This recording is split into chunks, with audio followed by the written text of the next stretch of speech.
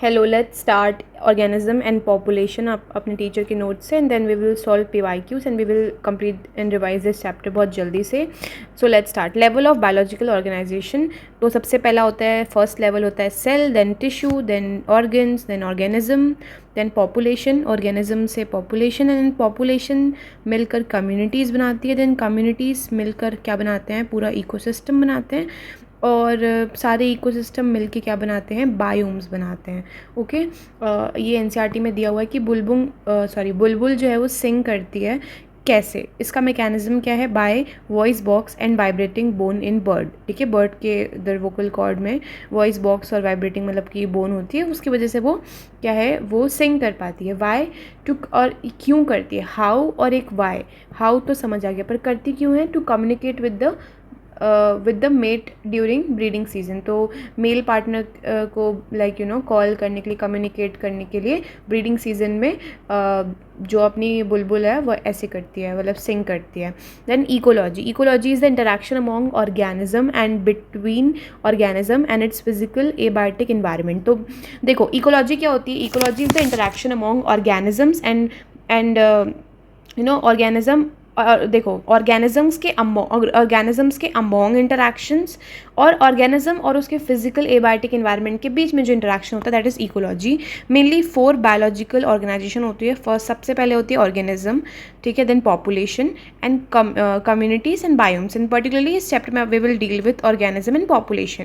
ठीक है, that's what chapter का नाम भी है, ऑर्गेनिज्म एंड पॉपुलेशन. तो ऑर्गेनिज्म जो है बेसिकली फिजियोलॉजिकल इकोलॉजी क्या होती है. Organism adaptations to environment for survival and reproduction is physiological ecology. what is physiological ecology? कि किसी भी ऑर्गेनिज्म के वो मतलब कि वो किस तरीके से अडेप्ट करता है अपने इन्वायरमेंट को फॉर सर्वाइवल एंड रिप्रोडक्शन और सर्वाइवल के लिए वो किस तरीके से अपने एक ऑर्गेनिज्म अपने इन्वायरमेंट को अडेप्ट करता है. It is known as physiological ecology. That is known as physiological ecology. अब देखो, rotation of planet around sun and tilt of axis, annual variation in intensity, duration of temperature, distinct season form. तो देखो भाई, planet का सन के around घूमना and then axis का tilt होना, ये सब annual variation in intensity, duration of temperature, duration पे और है ना ऑफ टेम्परेचर. तो ये सब ये सब की वजह से ही डिस्टिंक्ट अलग अलग सीजन्स आते हैं. Variations plus annual variation in precipitation, both rain and snow, दोनों का प्रेसिपिटेशन होना और वेरिएशंस होना फॉर्म्स मेजर बायोम्स.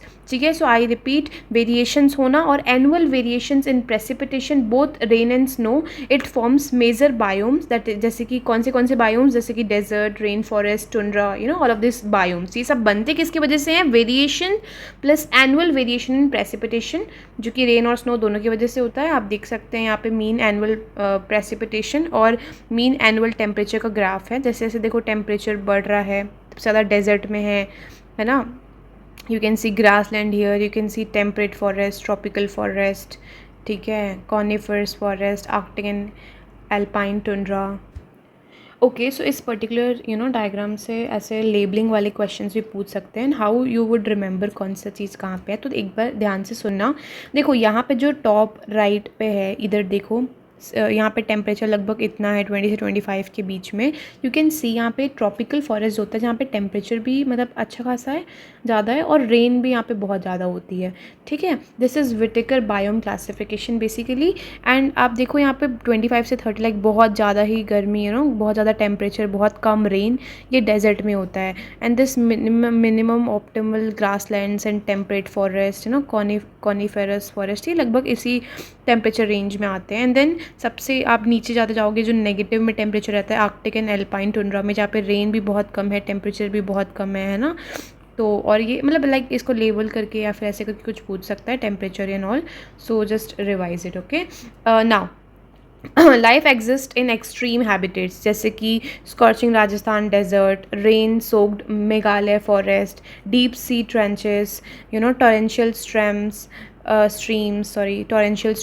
एंड ये और क्या है, ये जो permafrost, snow laden polar regions, and then high mountain tops, thermal springs, stinking compost pits, है ना. ये सब लाइक बहुत ही हार्श हैबिटेट्स हैं. And then look at this is major biomes of India. You have to remember this, इसको याद कर लेना.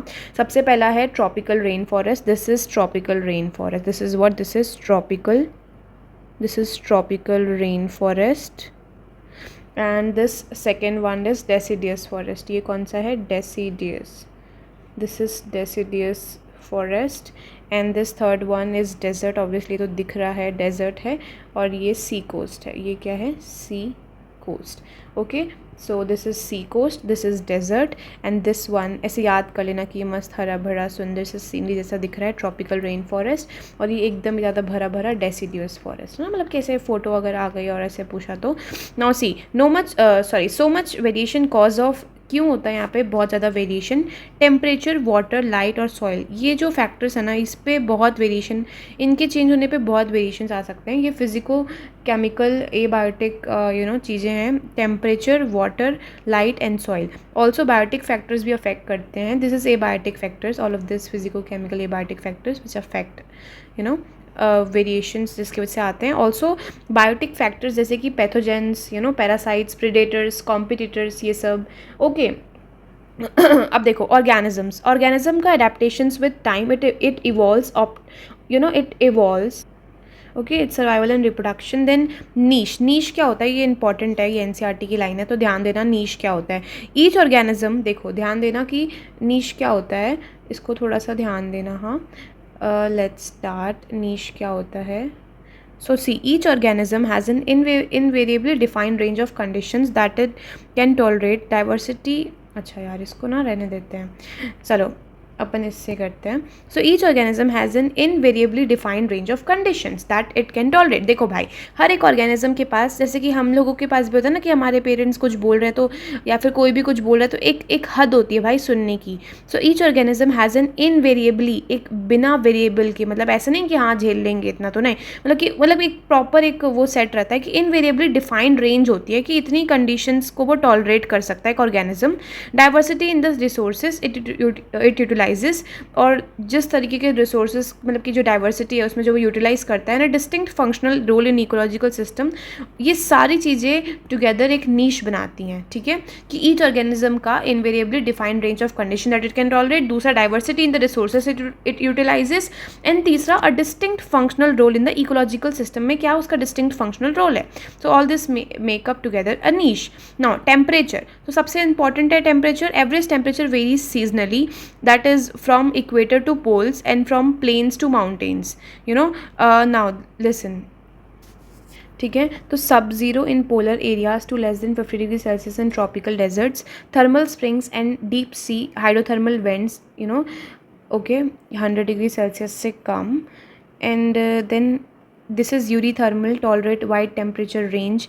एक स्टीनोथर्मल होते हैं जो नैरो रेंज पे बिलोंग करते हैं. जैसे mango don't grow temperate countries से, कनाडा और जर्मनी से वहाँ पे ग्रो नहीं करते. जहाँ पे टेम्परेट होते हैं ना, टेम्परेट रीजन, टेम्परेट होती है चीज़ें, वहाँ पे टेम्परेट कंट्रीज़ में, बेसिकली कनाडा और जर्मनी में, वहाँ पे मैंगो ग्रो नहीं करते because they need a particular temperature.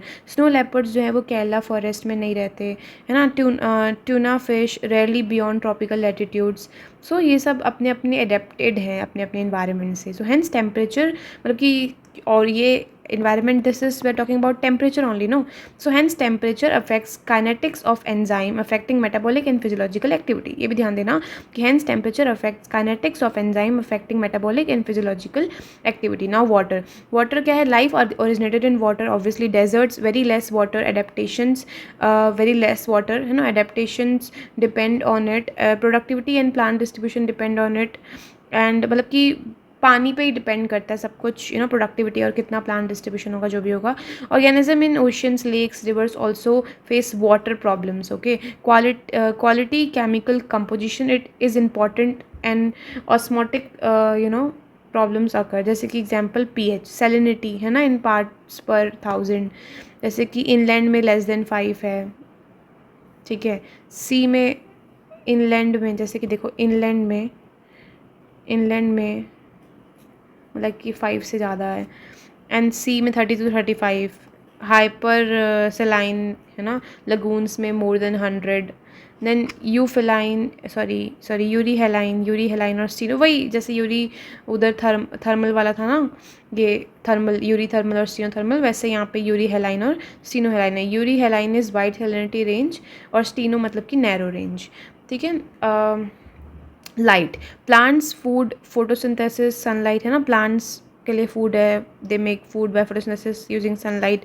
Herbs to shrub adapted to low light condition at constantly overshadowed photo periodic requirements. Also animals, diurnal and seasonal light variation intensity and duration.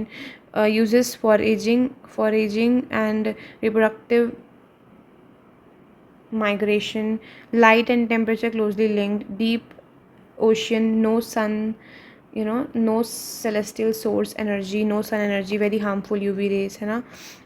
At depths in ocean available some. Then soil, nature and properties vary dependent on climate, weathering, sedimentary transported soil development. तो basically soil की characteristics decide करते हैं कि percolation या फिर water holding capacities, soil composition, grain size, aggregation, along with pH, mineral composition and topography determines vegetation in area, determines types of animals. कितना vegetation कैसे होगा और वही डिटरमाइन करता है कि किस टाइप के एनिमल रहेंगे. Aquatic environment sediment determines benthic animal types. Responses to abiotic factors, देखना एबायोटिक फैक्टर्स का क्या रिस्पॉन्स रहता है. Homeostasis, the ability to maintain constant internal environment despite varying external environment, उसको अपन बोलते हैं homeostasis. The ability to maintain constant internal environment despite varying external environment permits biochemical and physiological reactions to proceed with maximum efficiency. Then increase overall fitness. Example, we work maximum, like सबसे ज़्यादा maximum कहाँ होता है, summer AC में और winter में heater में हम लोग करते हैं ना, तो अपन 25 डिग्री सेल्सियस लगभग पे अपन सही काम कर लेते हैं. अब देखो रिस्पॉन्स, देखो इसका तो कन्फॉर्मर्स का आप देखो इंटरनल लेवल है, ये एक्सटर्नल लेवल, तो ये देखो धीरे धीरे से बढ़ता है. रेगुलेटर्स का ऐसे रहता है और ये पार्शियल रेगुलेटर्स, ये conformers. This is diagrammatic representation of organism का रिस्पॉन्स कैसा होता है. कन्फॉर्मर्स का तो एकदम ही ज़्यादा ऐसा रेगुलेटर्स रेगुलेट कर लेते हैं, पार्शियल रेगुलेटर्स टिल्ट कर जाते हैं. अब देखो regulate, maintain homeostasis by physiological sometimes behavior means constant body temperature, osmotic concentration, इसको क्या बोलते हैं, thermoregulation, इसको बोलते हैं osmoregulation. all birds and mammals except few lower vertebrates and invertebrates ये सब कर लेते हैं regulation. ह्यूमन में concentrate body temperature constant body temperature रहता है 37 डिग्री सेल्सियस. तो समर में क्या होता है, अपन बाहर का टेम्परेचर ज़्यादा होता है तो स्वेटिंग करके इवापोरेट कूल करके अपनी बॉडी मैकेनिज्म इस मैकेनिज्म से रेगुलेट कर लेती है. विंटर में शिवरिंग रहता है बाहर है ना, प्रोड्यूसेस बॉडी शिवर करके अपन बॉडी हीट प्रोड्यूस करते हैं तो टेम्परेचर बढ़ जाता है. तो प्लांट्स रेगुलेट नहीं कर सकते, चाहे विंटर्स और समर्स या फिर ऐसे हिसाब से अपने आप को रेगुलेट नहीं कर सकते, ह्यूमंस कर सकते हैं. कन्फर्म देखो 99% एनिमल्स या और plants changes with external changes. ठीक है. Regulation is energetically expensive. These can't afford, everyone can't afford AC जैसे कि especially small animals like shrew, hummingbird, large surface area इनका है, lose body heat fast, energetically expensive होते हैं ये. so not found in polar region है ना, तो इसलिए ये polar region में found नहीं होते हैं क्योंकि इनको बहुत energetically expensive हो जाएगा इनके लिए सब कुछ. ठीक है. then partial regulators. Evolution, this can regulate only up to limited range. After that conform हो जाता है partial regulators. then stressful condition for short duration migrate हो जाते हैं या suspend हो जाते हैं. अब देखो migrate कौन होता है, migrate मतलब move, तो माइग्रेट मतलब थोड़े टाइम के लिए माइग्रेट हो गए है ना, टेम्परेरली कहीं और माइग्रेट हो गए. Stressful to hospitable areas come back when stress is over, जैसे कि बर्ड्स, जैसे कि देखो क्यूलाडो नेशनल पार्क में, भरतपुर राजस्थान में है क्यूलाडो नेशनल पार्क, यहाँ पे thousands of migratory birds from Liberia and extremely cold northern region वहाँ से आ गई थी. ठीक है. अब देखो suspend, bacteria, fungi, lower plants, thick walled spores होते हैं for unfavourable conditions, germinates when suitable environment, higher plants seeds and other vegetative structure favours moisture and temperature, germinate कराते हैं, अदरवाइज डोरमेंसी, अगर नहीं हो पाता जर्मिनेट तो डोरमेंसी में चले जाते हैं जहाँ पर मेटाबॉलिक एक्टिविटी कम होती है, और बियर जो होते हैं वो हाइबरनेशन चले जाते हैं विंटर में, और स्नेल्स और फिशेस एस्टिवेशन चले जाते हैं समर्स में। अनफेवरेबल टाइम पे जू प्लैंकटन जो है वो अपने डायपॉज स्टेट में आ जाता है। अब देखो adaptations, morphological, physiological, behavioural adaptations होते हैं। कौन से morphological, physiological and behavioural adaptations होते हैं, ठीक है। It enables organism to survive and reproduce in its habitat, many adaptations genetically fixed, exterior source of water absent, kangaroo rat in North America deserts, kangaroo ये important है ना, kangaroo rat in North America के desert, North America के desert में kangaroo rat जो है उसके लिए external source of water absent होता है, जैसे कि उसके मतलब कि उसकी वाटर रिक्वायरमेंट के लिए अब वो क्या करता है, इंटरनल फैट ऑक्सीडेशन करा के वाटर उसका बाय प्रोडक्ट होता है ना, क्योंकि इंटरनल फैट को ऑक्सीडाइज करोगे तो वाटर उसका बाय प्रोडक्ट होता है, इस तरीके से वो रेगुलेट करता है। और दूसरा कंसनट्रेटेड यूरिन, जितनी ज़्यादा कंसनट्रेटेड यूरिन रहेगी उतना ही कम वाटर लॉस होगा, ठीक है। तो डेजर्ट के जो प्लांट्स होते हैं उनके पास थिक क्यूटिकल होती है, संकन स्टोमेटा होते हैं, इन कम होता है, इसकी वजह से वाटर लॉस कम होता है, ट्रांसपिरेशन भी कम होता है ना ये सब की वजह से, तो ट्रांसपिरेशन कम होगा, वाटर लॉस कम होता है। तो camp pathway stomata close during, और कैम्प पाथवे की वजह से जो स्टोमेटा है वो दिन के टाइम पे बंद हो जाता है। तो डेजर्ट के प्लांट्स इस तरीके से अपने आप को रेगुलेट कर लेते हैं अपने वाटर लॉस पे, है ना। ओपनशिया जो होता है इसमें लीव्स ही नहीं होती है, इसकी जो लीव्स होती है वो स्पाइंस में कन्वर्ट हो जाती है, एंड फोटोसिंथेसिस अपने फ्लैटेंड स्टेम से ही ये कर लेता है। तो फोटोसिंथेसिस स्टेम से कर रहा है, लीव्स उसकी रिड्यूस हो गई स्पाइन से, तो ये अपने आप को इस तरीके से रेगुलेट कर लेता है ना, हीट और सब चीज़ों से इस तरीके से बचा लेता है ट्रांसपिरेशन होने से। नाउ एलेंस रूल क्या है, कोल्डर क्लाइमेट, एलेंस रूल क्या बोलता है कि कोल्डर क्लाइमेट में जो मैमल्स हैं शॉर्टर लिम्स और ईयर्स वाले, शॉर्ट अपने, हाँ बेसिकली क्या बोलना चाहती हूँ मैं यहाँ पे, देखना यहाँ पे मैं बेसिकली बोलना क्या चाहती हूँ कि जो एलन रूल क्या बोलता है कि जब कोल्डर क्लाइमेट होता है तो कुछ मैमल्स होते हैं वो अपने लिम्स और ईयर को शॉर्ट कर लेते हैं, है ना, ताकि वो हीट लॉस मतलब उनकी कम से कम हीट लॉस हो, तो वो इस तरीके से रेगुलेट करते हैं। और सील जो होती है ना उसके पास थिक फैट लेयर होती है, blubber act as a insulator, जिससे बॉडी हीट कम लॉस होता है बॉडी हीट का, ठीक है। ये किसके पास होता है, सील के पास। अब देखो फिजियोलॉजिकली आप कैसे कर सकते हो, तो एल्टीट्यूड सिकनेस, नोजिया, फटीग, है ना। एल्टीट्यूड सिकनेस में होता है ना कि जितना ज़्यादा आप एल्टीट्यूड ज़्यादा हायर एल्टीट्यूड में जाते हो तो आपको आप मतलब बहुत सिकनेस होती है, जैसे कि नोजिया होती है, फटीग होता है, हार्ट पैल्पिटेशन, ठीक है, क्योंकि वहाँ पे क्या है एटमॉस्फेरिक प्रेशर बहुत कम होता है और ऑक्सीजन भी बहुत कम होता है। एक तो एटमॉस्फेरिक प्रेशर बहुत कम है, ऊपर से ऑक्सीजन भी बहुत कम रहता है, ठीक है। but gradually show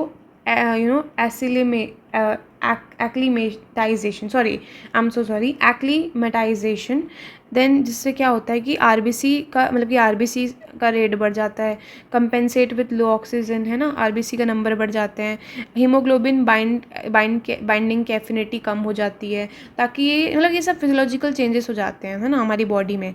breathing rate बढ़ जाता है ना। आर्की बैक्टीरिया जो होते हैं वो hot springs, deep sea hydrothermal vents, है ना, मोर देन 100 डिग्री सेल्सियस सेल टेम्परेचर में भी रह सकते हैं, ठीक है। फिशेस जो होती है एंटार्क्टिका की वो 0 से भी कम में रह सकती हैं।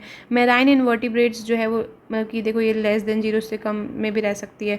मेराइन इन्वर्टिब्रेट्स और फिशेस आर ग्रेटर डेप्थ्स पे रहती हैं कुछ, है ना, 100 टाइम ग्रेटर नॉर्मल प्रेशर, है ना, उससे ज़्यादा रहता है तब भी वो रह लेती हैं, तो क्योंकि ये सब फिजियोलॉजिकली अडेप्ट कर लेते हैं उन चीज़ों को, ठीक है। अब बिहेवियरल देखो, desert lizard to maintain temperature, देखो बिहेवियरल क्या चेंज कर सकते हैं, तो डेजर्ट लिजार्ड जो होती है अपने टेम्परेचर को मेंटेन करने के लिए वो मूव करती है shaded, shade as ambient temperature starts increasing, है ना, वो एक शेड वाली जगह पे जाती है क्योंकि वहाँ पे एम्बियंट टेम्परेचर जो है वो थोड़ा बढ़ जाता है शेडेड में, है ना। And bask in sun and absorb heat when temperature drop, जैसे ही टेम्परेचर कम होता है तो वो सन और से मतलब कि सन से हीट एब्जॉर्ब करती है।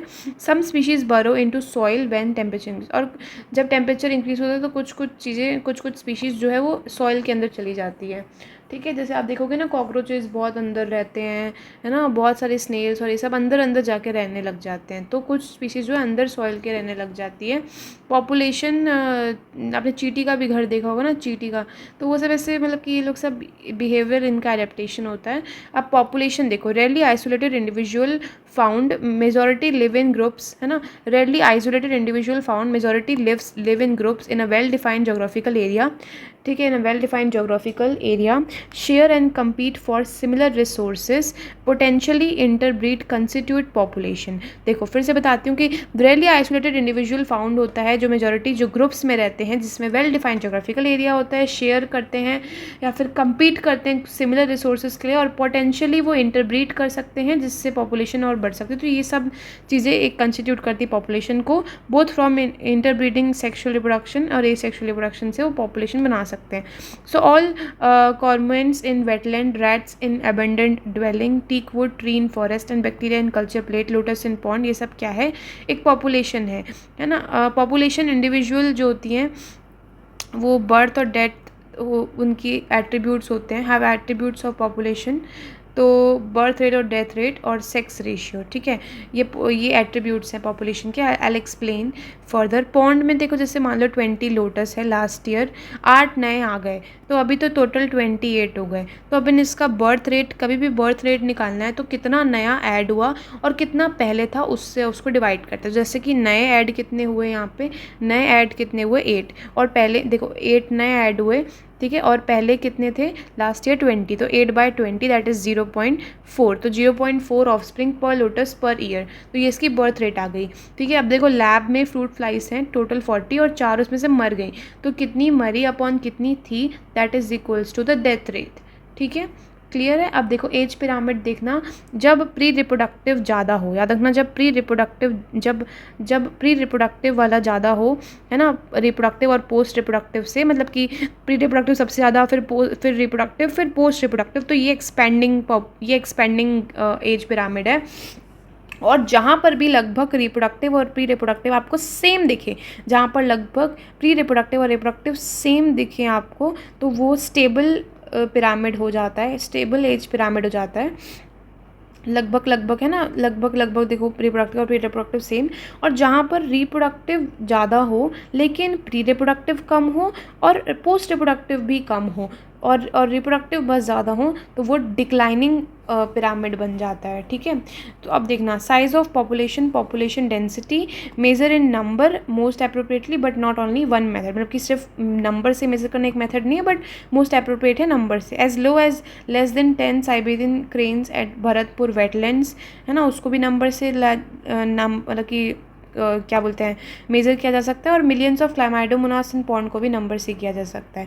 Now when counting in number, अब मान लो कहीं कहीं पे तो हम लोग नंबर से काउंट नहीं कर सकते, जैसे कि कैरेट ग्रास, जू कैरेट ग्रास, अपन जो पार्थिनियम ग्रास है ना, पार्थिनियम हिस्टोफोरस, है ना, जो बाहर से आई हुई है, पार्थिनियम ग्रास जो है, कैरेट ग्रास, तो इसका अपन कैसे नापेंगे भाई, इसको कैसे मेज़र करेंगे।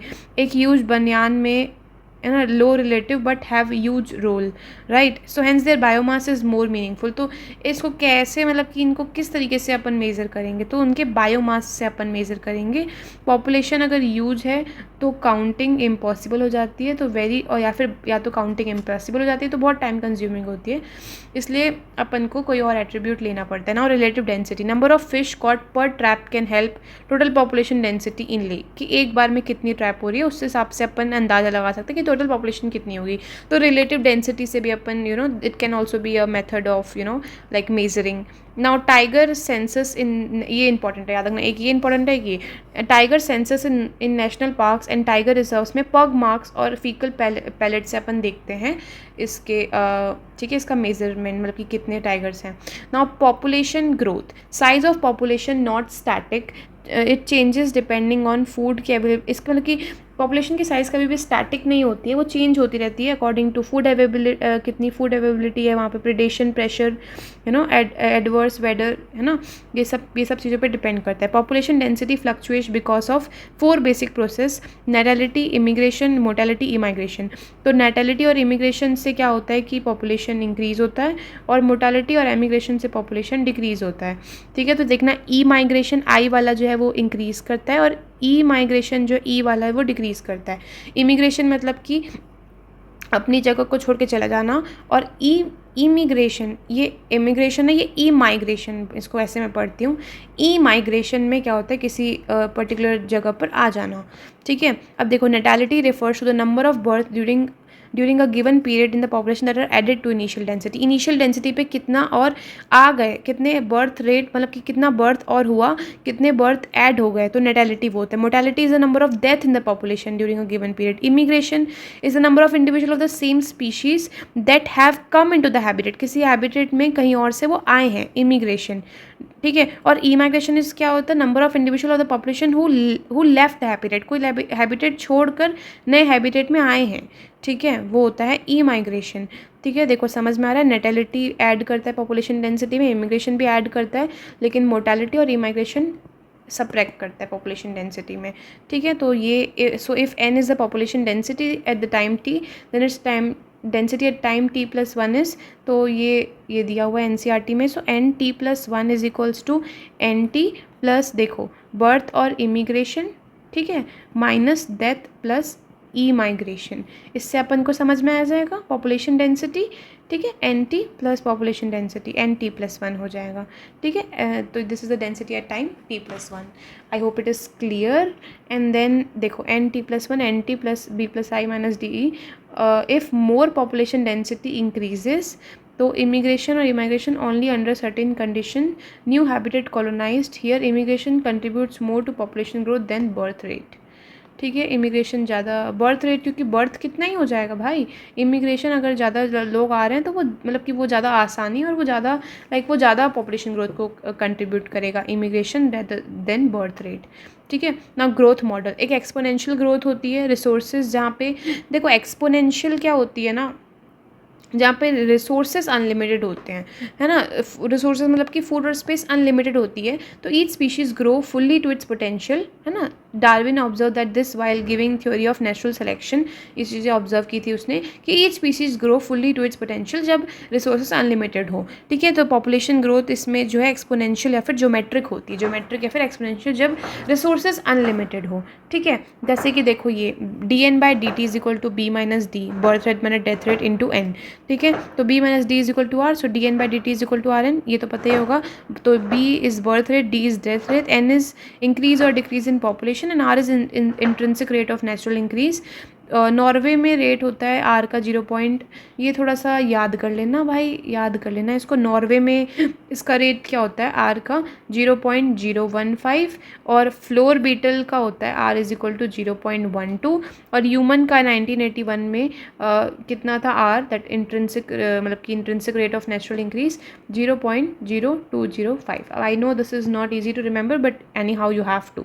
सो लाइक नॉर्वे रेट है ना 0.015, सबसे कम याद रखना ऐसे करके कि फ्लोर बीटल छोटे होते तो उसका सबसे कम यहाँ पे दिया है R इज इक्वल टू 0.12.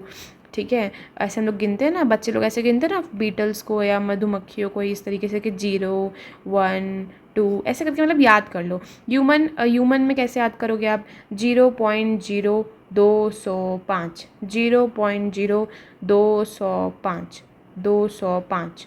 ठीक है, ऐसे करके याद कर लेना. और ये नॉर्वे है ना, एकदम नॉर्वे पता नहीं इसको कैसे याद करना है, पर याद कर लो 0.015, तो सबसे कम वाला भी याद हो जाएगा. ठीक है, आई थिंक याद हो गया होगा, बार बार देखोगे तो याद हो जाएगा.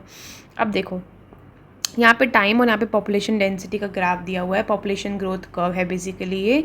और इसमें ए जो है ना, ये A, this is A and this is B. So A जो है यहाँ पे responses are not limiting the growth, plot is exponential. तो बेसिकली ये वाला जो है, ये वाला जो प्लॉट है, बेसिकली जो ये वाला प्लॉट है वो एक्सपोनेंशियल है ना, और जो ये B A वाला जो है और जो बी वाला है वो क्योंकि वहाँ पे रिस्पॉन्सेस लिमिटिंग है तो वो लॉजिस्टिक है ना। लॉजिस्टिक मतलब एक्चुअली लॉजिकली तो यही होता है कि भाई कभी भी रिसोर्सेज अनलिमिटेड थोड़ी होते हैं और ये एक्सपोनेंशियल होता है। तो देख लो यहाँ पे when responses are not limited the growth plot is exponential, when responses are limiting the growth plot is logistic and K is the carrying capacity. ठीक है, K is the carrying capacity. तो देखो D N by D T is equal to R N, this is exponential, और D N by D T R N K minus N by K, ये भाई अभी 2026 में आया था तो ध्यान देना, are N K minus N by के, this is logistic S shaped का कर्व का बनता है।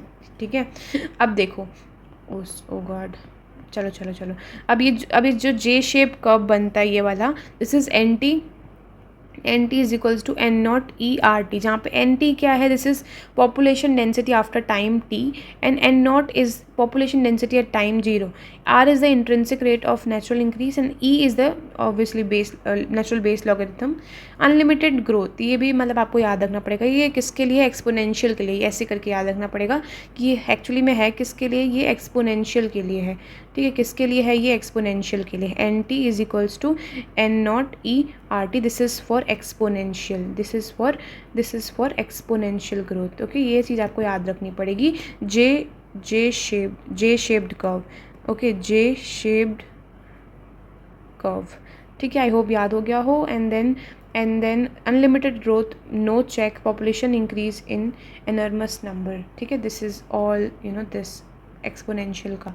Now the king and the minister sat for a chess game. The king, confident of winning the game, was ready to accept any bet proposed by the minister. The minister humbly said if he won, he wanted only some wheat grains. The quantity of what is calculated by placing on the chess board of grain. यार ये थोड़ा सिली सा है, मैं इसको ना बहुत easy way में एक्सप्लेन करती हूँ।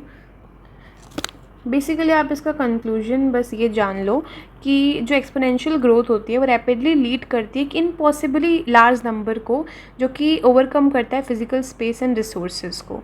ठीक है, मतलब इसका इतना कुछ वो नहीं है, बस आपको बस थोड़ा बहुत ये पता होना चाहिए कि सबसे पहले कैसा हुआ था कि सीक्वेंस स्टार्ट होता है छोटे छोटे 1 2 4 8 making a bet look completely harmless, फिर 32 स्क्वायर बढ़ते हैं, फिर 64 स्टेप में जो टोटल हो जाता है ना कि 264 is equal to 1 require 100 and billions of tons of wheat completely. तो मतलब यही है, तो इसका एक्चुअल में मतलब यही है कि सो बेसिकली इसका मेन कंक्लूजन यही है कि जो ह्यूमन का इंट्यूशन है वो कम्प्लीटली फेल हो जाता है to understand the terrifying speed and power of exponential growth. ठीक है, ह्यूमन का इंट्यूशन कम्प्लीटली फेल हो जाता है यहाँ पे। नाउ लॉजिस्टिक ग्रोथ पे आ जाते हैं, फालतू में उस चीज़ में टाइम वेस्ट किया यार सच में। अनलिमिटेड रिसोर्सेज, देखो लॉजिस्टिक ग्रोथ जो है वो मोर रियलिस्टिक होता है क्योंकि उसमें रिसोर्सेज अनलिमिटेड। भाई एक्चुअली में देखो इंडिया में तो भाई सबसे ज़्यादा आप देख ही लो कि हर चीज़ में अनलिमिटेड, वैसे तो सब जगह रहता है बट इंडिया की मैं अगर स्पेसिफिकली बात करूँ तो हर चीज़ अनलिमिटेड, मतलब कि हर चीज़ लिमिटेड होती है। I am so sorry, logistic growth जो होती है उसमें अनलिमिटेड रिसोर्सेस होता है। कंपटीशन बिटवीन इंडिविजुअल इसमें प्रेजेंट होता है, and fittest will survive and it reproduce, and के होता है नेचुरल। एक्चुअली ये ना अनलिमिटेड रिसोर्सेज नहीं होगा, इन्होंने यहाँ पे गलत लिख दिया है, ये लिमिटेड रिसोर्सेज होगा, है ना, लिमिटेड रिसोर्सेज होगा। भाई मैं बोलूँ कि यार अनलिमिटेड रिसोर्सेज में कैसे कंपटीशन आ जाएगा। ठीक है, तो लिमिटेड रिसोर्सेज रहेंगे एंड कंपटीशन बिटवीन इंडिविजुअल आ जाएगा, and fittest will survive and reproduce, जैसे कि नीट में होता है कि सिर्फ कुछ ही लोग कर पाते हैं। तो यहाँ पे क्योंकि लिमिटेड रिसोर्सेज हैं, लिमिटेड सीट्स हैं, कि क्या होता है natural carrying capacity maximum possible number beyond this is no further growth, है ना। ये मतलब कि इसका मतलब क्या है कि मैक्सिमम पॉसिबल नंबर है दिस नेचुरल कैरिंग कैपेसिटी, उसके बियॉन्ड नहीं हो सकता फर्दर ग्रोथ। अभी देखो initial lag phase of acceleration and deceleration, finally asymptote sigmoid curve का जो सिग्मॉइड कर्व आता है ना वो इनिशियली लैग फेज में होता है, then finally asymptote when carrying capacity reaches. अब देखो Verhulst Pearl logistic growth, ये बहुत इंपॉर्टेंट है, ये आया भी था अभी 2026 में। क्या D N by D T is equal to, this is Verhulst Pearl logistic growth. D N by, ये क्या बोले थे कि D N by D T is equals to R N K minus N by K. ठीक है, N क्या है यहाँ पे, population density at time T, N is the population density at time T, and R is the intrinsic rate of natural increase, and K is the carrying capacity. के minus N by के जो बार बार लिख रहे हैं ना, के minus N by के, भाई कुछ भी गलत मत करके आना, यहाँ पे ये कैरिंग कैपेसिटी है। ठीक है, the life history variation, Darwinian fitness, high and इसमें हाई इसकी intrinsic rate of natural increase की वैल्यू बहुत ज़्यादा रहती है डार्विनियन फिटनेस में। Population evolve to maximum reproductive fitness, जैसे कि पैसिफिक सैल्मन फिश, बैम्बू, है ना, जो ये सब रहती हैं, ये ब्रीड सिर्फ अपनी पूरे लाइफ में एक ही बार ब्रीड करते हैं ये लोग, ठीक है। And while most birds and mammals many times they breed. Oysters, pelagic fishes large number of offspring produce करते हैं, जबकि maximum produces small number of offsprings, है ना। अब देखो population interaction, none can survive alone, भाई कोई भी अकेला नहीं जी सकता है। Interaction always there to form a biological community. Inter specific interaction मतलब interaction of population of two different species, that is known as inter specific interaction, could be beneficial and detrimental, या फिर न्यूट्रल भी हो सकता है। तो जैसे कि पॉजिटिव पॉजिटिव मतलब कि म्यूचुअलिज्म, जिसमें दोनों को फ़ायदा हो रहा है। नेगेटिव नेगेटिव मतलब कॉम्पिटिशन, जिसमें दोनों को नुकसान हो रहा है। पॉजिटिव नेगेटिव या तो प्रिडेशन हो सकता है या तो पैरासिटिज्म होता है, जहाँ पे एक को फ़ायदा और एक को एक्सट्रीम नुकसान। एक को फ़ायदा और एक को कुछ भी नहीं हो रहा है, फ़र्क ही नहीं पड़ रहा है, बस एक को फ़ायदा हो रहा है तो कमेंसलिज्म, और एक को नुकसान हो रहा है, दूसरे को तो कुछ हो नहीं रहा है, सारा जो जिसको कुछ हो नहीं रहा है वो दूसरे को और नुकसान पे नुकसान करा जा रहा है, दैट इज़ अमेंसलिज्म, ठीक है। प्रिडेशन, पैरासिटिज्म एंड कमेंसलिज्म, ये interacting species live closely together, ठीक है। इनकी इंटरैक्टिंग स्पीशीज़ बहुत ही की क्लोजली रहती है, ठीक है। जैसे कि आप देखो सबसे पहले प्रिडेशन का अपन देख लें, तो मेरिट्स ऑफ प्रिडेशन देखो, transfer of higher energy levels, the energy fix by plants, sparrow eating a seed, है ना, दैट इज़ प्रिडेशन। कि मतलब कि हायर लेवल की एनर्जी जो fix transfer to higher levels the energy fix by plants, they keep prey population under control otherwise it will rise enormously. तो ये मतलब कि मेरिट्स मतलब कि फ़ायदे क्या हैं प्रिडेशन होने के, ठीक है। Transfer of higher levels the energy fix by plants, है ना, जैसे sparrow eating a seed, transfer हुआ ना higher levels of energy fix by plants. They keep the prey population under control, नहीं तो फिर वो बहुत ज़्यादा बढ़ जाएंगे।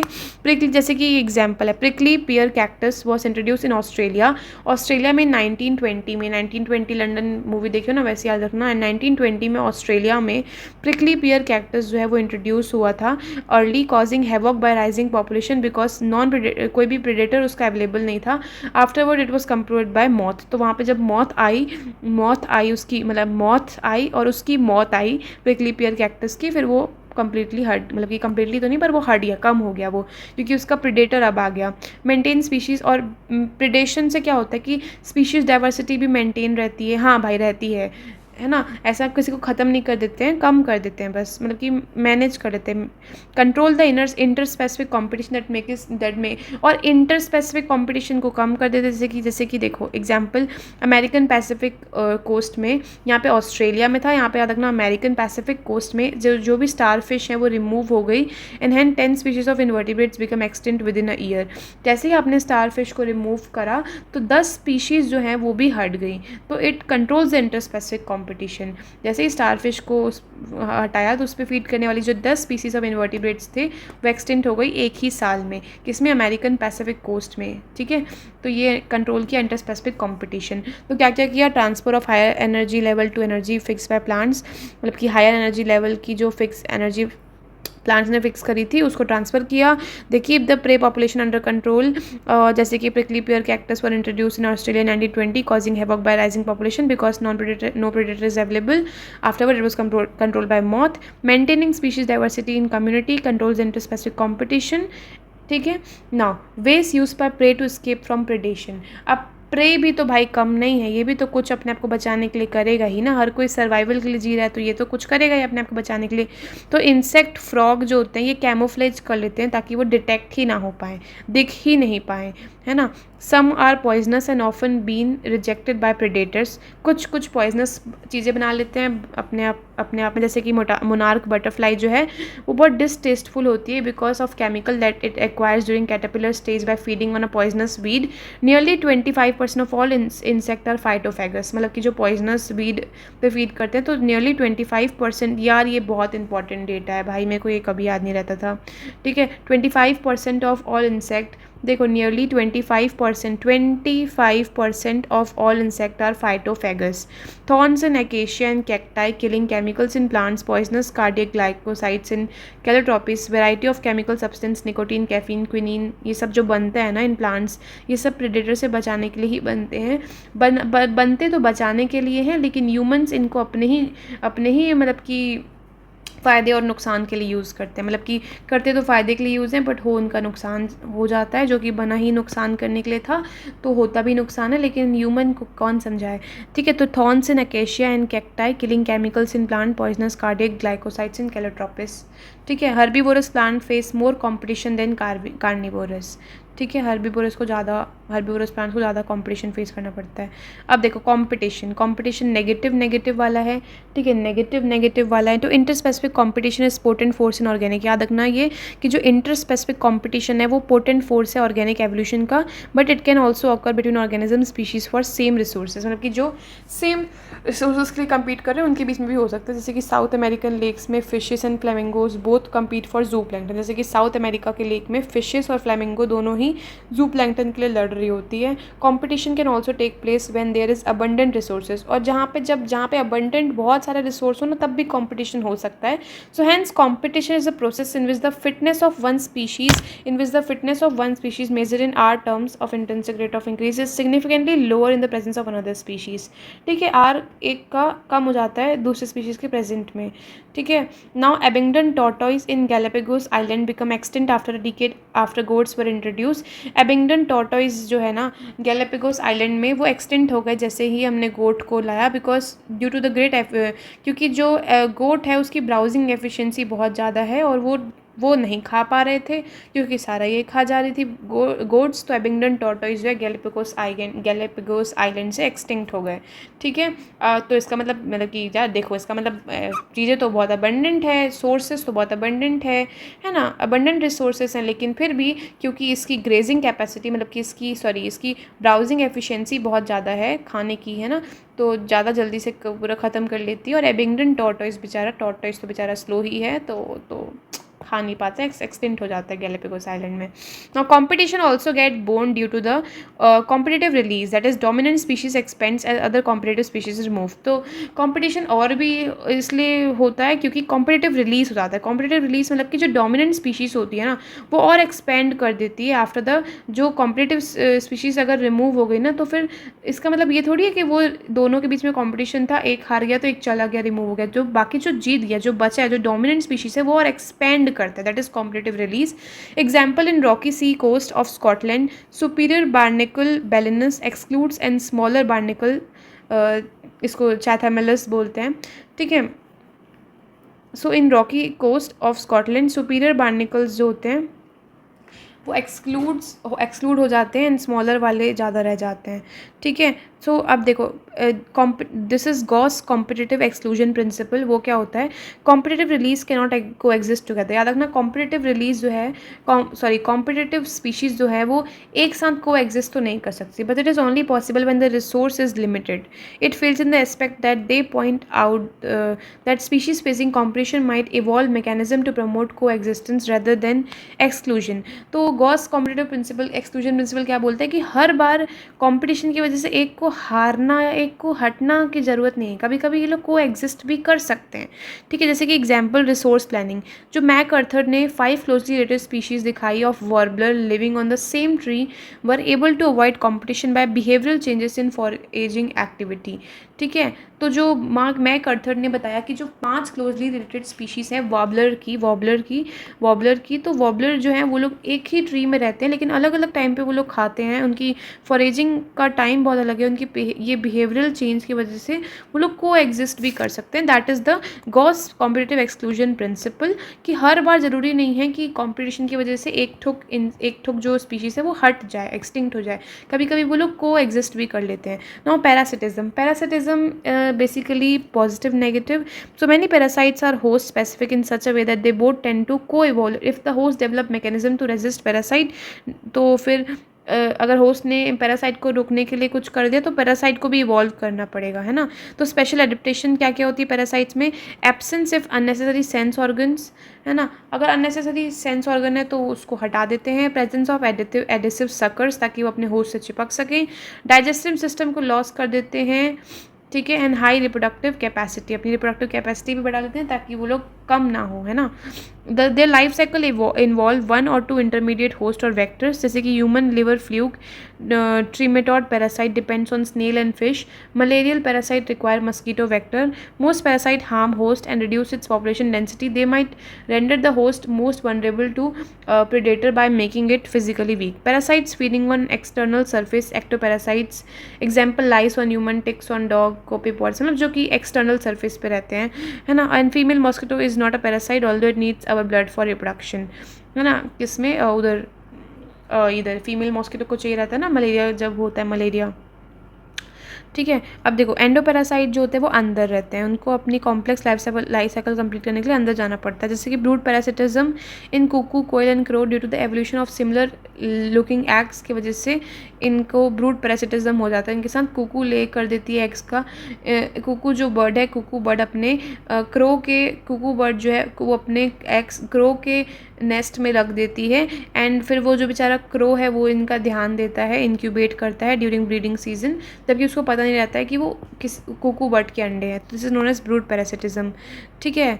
अब देखो कमेंसलिज्म में क्या होता है, पॉजिटिव जीरो में जैसे कि orchid growing as an epiphyte और मैंगो ब्रांच, है ना। Barnacle growing on back of whale, whale को कोई फर्क नहीं पड़ रहा है, बार्निकल मस्त उसके साथ राइड कर रही है, घूम रही है। Cattle egret remove insect from grazing kettles, clown fish near C anemone with stinging tentacles being protected, है ना। सी एनिमोन की स्टिंगिंग टेंटिकल्स की वजह से वो क्लाउन फिश बढ़िया उसके ऊपर बैठ जा रही है, और यहाँ पे इसके स्टिंगिंग टेंटिकल्स की वजह से उसके ऊपर कोई अटैक भी नहीं कर सकता क्लाउन फिश के ऊपर, ठीक है। अब देखो म्यूचुअलिज्म में म्यूचुअलिज्म देखना, lichen, algae cyanobacteria plus fungi, है ना। एल्गी मतलब कि एल्गी और फंजाई मिलके लाइकेन एसोसिएशन करके लाइकेन बनाते हैं, और माइकोराइजा फंजाई और रूट ऑफ हायर प्लांट्स के बीच में माइकोराइजा होता है।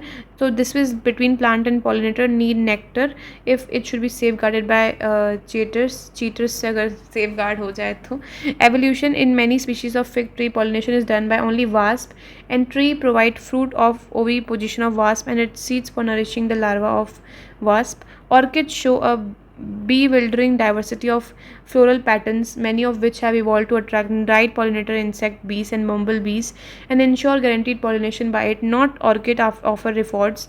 The Mediterranean orchids ophrys, जो ophrys होते हैं very important, ठीक है। ophrys जो होते हैं Mediterranean orchid employs sexual deceit to get pollination done by a species of bee.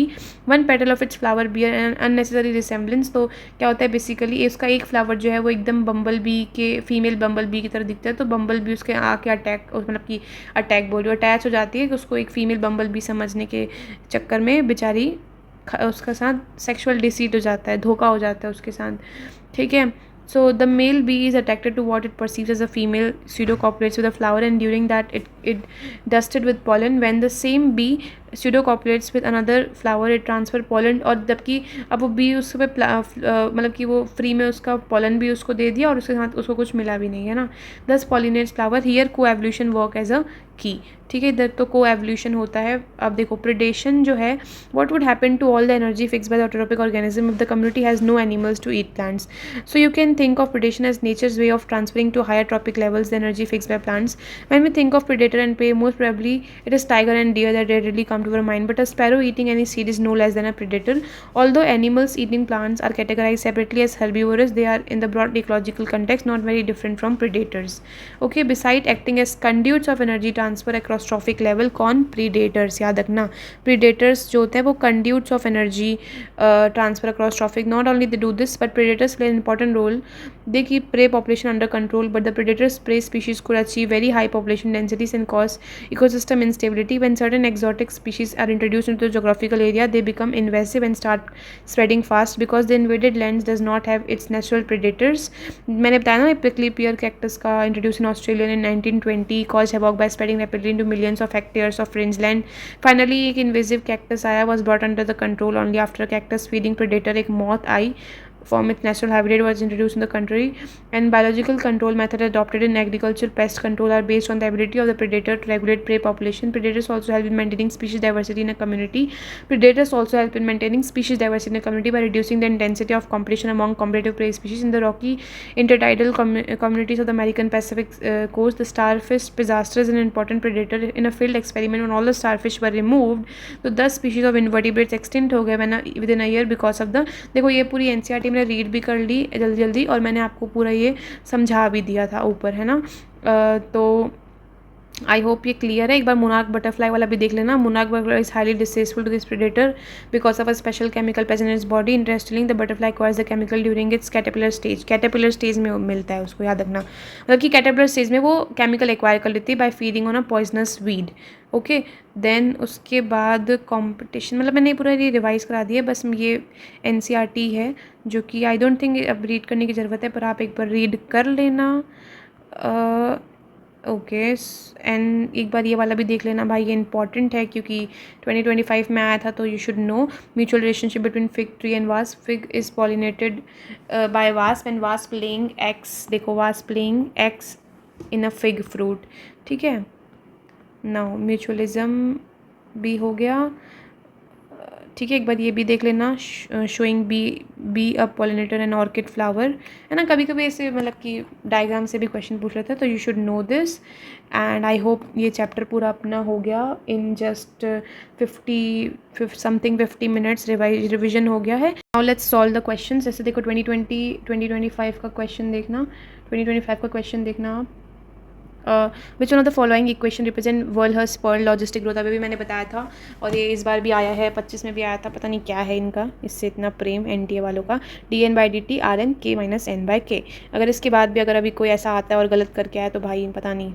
अब देखो ये 2025 का जो थोड़ा कॉन्ट्रोवर्शियल क्वेश्चन था ना, कि भाई देखो ये सिंपल सी बात है भाई। देखो fig fruit is the non vegetarian fruit as it has enclosed fig wasp in it. ऐसा कुछ नहीं है, अपने अंडे देता है, तो इसका मतलब ये बिल्कुल भी नहीं है। वो बाद में हट जाते हैं पूरे, वो है ना, लाइक वो बॉन्ड हो जाते हैं, निकल जाते हैं। वो कुछ भी नॉन वेजी मतलब कि कुछ भी नॉन वेजिटेरियन उसमें नहीं रहता, ठीक है। तो ये रॉन्ग हो जाएगा और ये राइट हो जाएगा। मतलब कि फिग वास्प का जो fig and wasp, fig tree exhibit mutual relationship by fig wasp complete its life cycle in fig fruit and fruit get pollinated by fig wasp. तो ये सही है। तो statement 1 is incorrect and statement 2 is correct. Then epiphytes are growing on a mango branch is an example of which of the following. Commensalism, क्योंकि epiphytes orchid है ना, that are growing on a mango branch, तो उस पर उसको कोई फ़र्क नहीं पड़ता। तो ये पॉजिटिव 0 वाला है ना, commensalism. Now the equation of Verhulst Pearl logistic growth जो ये है, अब इसमें के इंडिकेट करता है कैरिंग कैपेसिटी। मैंने बताया था ऑलरेडी, कैरिंग कैपेसिटी, ठीक है। Now Gause competitive exclusion principle states that two closely related species competing for different resources, क्या नहीं, सेम रिसोर्सेज, तो ये तो गलत हो गया। And then according to Gause principle during competition the inferior will be eliminated. This may be true if resources are limiting, ठीक है, ये सही है।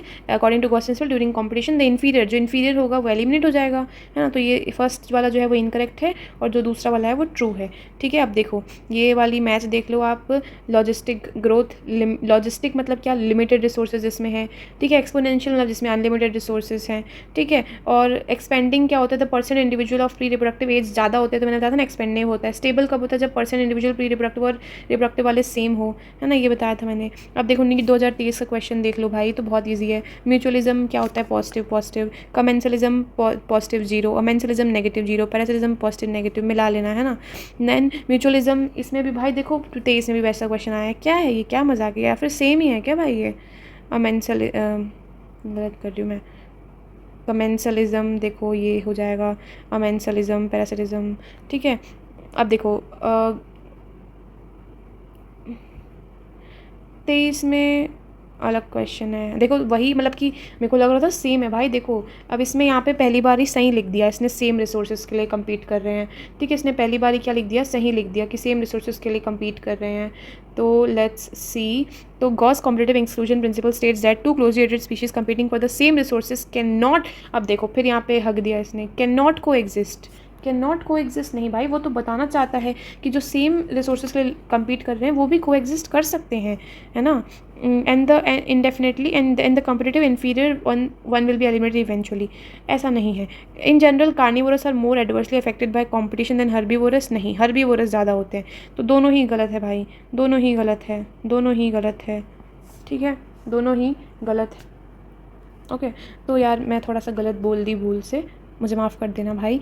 गॉस कॉम्पिटिटिव प्रिंसिपल यही बोलता है, सेम रिसोर्स बोल दिया ना तो सही है. It can not literally it can not coexist indefinitely and competitive inferior हमेशा एलिमिनेट हो जाता है. मैं थोड़ा सा अलग पता नहीं क्या सोच रही थी. ये सही है, ये गलत है भाई, ये तो गलत ही है क्योंकि हर्बीवोरस ज़्यादा अफेक्टेड होता है. तो फर्स्ट वाला जो है वो सही है और दूसरा वाला जो है वो गलत है. ठीक है, अब देखो which one of the following statement can not be connected to predation. Can not be. So सबसे पहले प्रेडेशन से it helps in maintaining species diversity. हाँ, it might lead to extinction of species. Both the interacting species are negatively impacted. Predation में दोनों तो negatively impact नहीं होते, एक को तो बड़े मजे आ रहे होते हैं, है ना. तो ये भी गलत है. बट यहाँ पे वही लिखा है कि can not be connected. So it is necessitated by nature to maintain the ecological balance. ये भी सही है और ये भी इसके लिए सही है. It might lead to extinction of a species. ये भी सही है. मतलब कि यही वाला लग रहा है कि ये इससे कनेक्टेड नहीं है, तो यही वाला आंसर हो जाएगा ये हमारा. ठीक है, चलो अब आगे देखते हैं. While explaining interspecific interaction population positive sign is assign by beneficial and negative. ठीक है भाई, जो भी है, एक पॉजिटिव है एक नेगेटिव है तो प्रिडेशन. ठीक है, एक पॉजिटिव एक नेगेटिव तो प्रिडेशन. देखो 8 ड्रोसोफिला लेबोरेटरी में जो है 8 Drosophila laboratory population of 80 died during a week. The death rate in the population कितनी 8 ड्रोसोफिला ऐड हुआ और कितना मर गया, तो ये हो जाएगा 0.1. ठीक है, अब देखो the site of interspecific competition in nature which mechanism competing species might have evolve for their survival resource partitioning. ठीक है, मतलब कि इंटरस्पेसिफिक कॉम्पिटिशन नहीं हो रहा है तो कौन सा, तो कैसे, मतलब किस तरीके से कम्पीट करेंगे जो कि उनके सर्वाइवल के लिए सही रहेगा. That is resource partitioning. ठीक है, देन अमेंसलिज्म -0. ठीक है, देखो कितने ईजी क्वेश्चन आते हैं. एक्सपोनेंशियल ग्रोथ में ये बताया था ना मैंने, ये क्या होता है, बेस ऑफ नेचुरल लॉगरिथम होता है. ठीक है, यहाँ पे क्या रिप्रेजेंट ई जो होता है ना, ई बेस ऑफ नेचुरल लॉगरिथम होता है. ठीक है ना, ये अब ये वाला देख लेना. एलन्स रूल जो होता है, एलन्स रूल पोलर सील के लिए रहता है. ठीक है, और एलन रूल जो रहता है वो पोलर सील के लिए रहता है. और ये वाला जो रहता है डेजर्ट लिजार्ड. फिजियोलॉजिकल एडेप्टेशन कौन करती है, डेजर्ट लिजार्ड. बिहेवियरल एडेप्टेशन कौन करता है, सोने. बिहेवियरल एडेप्टेशन कौन कर सकता है, marine fish eight depth. D का 1. Biochemical adaptation kangaroo red. I think इसमें कुछ गलत है, इसको एक बार फिर से मेरे को चेक करना पड़ेगा. तो बेसिकली एलन रूल तो ऑब्वियसली किसके लिए रहता है, पोलर सील के लिए रहता है. ठीक है, और फिजियोलॉजिकल एडेप्टेशन जो है अपना वो कौन करता है, कंगारू रेड. ठीक है, अपना फिजियोलॉजिकल एडेप्टेशन कौन करता है, कंगारू रेड. ठीक है, फिजियोलॉजिकल एडेप्टेशन कौन करता है, कंगारू रेड. और अपना बिहेवियरल चेंज कौन करता है, बिहेवियरल एडेप्टेशन कौन करता है, desert lizard. Physiological adaptation kangaroo rat, behavioural adaptation desert lizard, Allen's rule polar seal. Biochemical adaptation marine fish करती है at depth. That is they possess biochemical adaptation to survive and function under the extreme pressure of the deep ocean. ठीक है, sorry पहले मैंने थोड़ा सा गलत कर दिया था. Now a person goes to high altitude and experience altitude sickness with symptoms breathing difficulty and heart palpitation. Why, ये तो सही है पर क्यों, due to the low atmospheric pressure in high altitude. Atmospheric pressure बहुत ज़्यादा ही कम रहता है and the body does not get sufficient oxygen. ये मैंने बताया था, तो ये दोनों सही और करेक्ट एक्सप्लेनेशन भी है. विच of the following is not an attribute of population. Modality है, सेक्स रेशियो न्यूट्रलिटी है, स्पीसीज इंटरेक्शन नहीं है, तो यही आंसर हो जाएगा. Now between which among the following relationship is not an example of commensalism. Orchid and the tree. ठीक है, कमेंसलिज्म मतलब एक को फ़ायदा और एक को कुछ भी नहीं. Cattle egret and grazing. ठीक है, sea anemone and clown fish. ठीक है, फीमेल वास्प नहीं, इनमें से दोनों को फ़ायदा होता है, तो ये हो जाएगा आंसर. ठीक है, now in a growing population of a country reproductive. Growing population में हमेशा याद रखना कि जो प्री रिप्रोडक्टिव होता है वो ज़्यादा रहता है देन रिप्रोडक्टिव. ठीक है, तो pre reproductive individual more than the reproductive individual, तो ये हो जाएगा answer. In which of the following population interaction is widely use in medicine science for the production of antibiotics. Amensalism. देखो भाई ये कैसे है, देखो एंटीबायोटिक और वो सब चीज़ों में क्या होता है, एक का नेगेटिव इम्पैक्ट होना और एक का ऐसा होना बहुत ज़रूरी है, तो मेंसलिज्म इसका आंसर हो जाएगा. ये बहुत इंपॉर्टेंट है, ये याद रख लेना. अब देखो नीश मैंने अच्छे से बताया था तुम्हें, 3 चीज़ों बताई थी. The functional role played by the organism where it lives. The functional role played by the organism where it lives niche होता है. एक बार देख लो, द रेंज ऑफ टेम्परेचर, ये नहीं होगा. द फिजिकल स्पेस नहीं, functional role played by the organism where it lives. Biological factors नहीं, तो यही होगा. ठीक है, क्या functional role played by the organism where it lives, है ना. नेटैलिटी रिफर्स टू, नेटैलिटी मतलब क्या होता है, बर्थ रेट, ठीक है, mortality, death rate. Which one of the following plant show a very close relationship with the species of moth where none of the two can compete its life cycle without the other. Yucca plant है ना, moth और yucca plant के में तो होता है. अब देखो एसिम्प्टोट जिसमें वो बराबर हो जाते हैं ना, तो k is equal to N हो जाएगा. एसिम्प्टोट इन लॉजिस्टिक ग्रोथ कब is obtain when k is equal to N, ठीक है. वैल्यू ऑफ r अप्रोचेज 0, नहीं ये भी नहीं होगा, ये भी नहीं होगा, ये भी नहीं होगा. k is equal to N. Asymptote in logistic growth बोल दिया ना. अब देखो plants which produce characteristics pneumatophores and show vivipary belong to halophytes, ठीक है. तो चलो अपना ये पूरा चैप्टर यहीं पे ख़त्म हुआ. And if you have any doubts और कुछ भी मैंने गलत बोला तो मुझे माफ़ कर देना. And thank you so much for watching this video. If you liked it so I can make more videos like this. 1 घंटे में पूरा लगभग आपका पूरा रिविजन हो गया. So if you really liked it and so I can make further more videos. And अभी मेरा like this is my first video and this is like I am literally learning अभी भी. So please support me and don't जज मी. Thank you. Bye.